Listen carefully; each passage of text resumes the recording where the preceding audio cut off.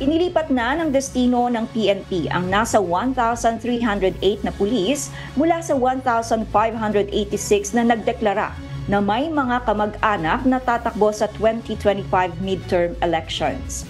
Ayon kay Police Brigadier General Jean Fajardo, ang patakarang ito ay matagal nang ipinatutupad tuwing may eleksyon upang maiwasan na maimpluwensyahan ng mga pulis ang resulta ng halalan.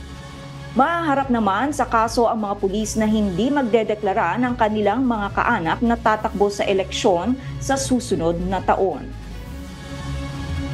So we remain non-partisan and impartial po sa gagawin po nating election po. Kaya expected naman po ito ng ating mga kapulisan na kapag may mga ganito pong electoral exercise po ay malilipat po sila ng lugar po.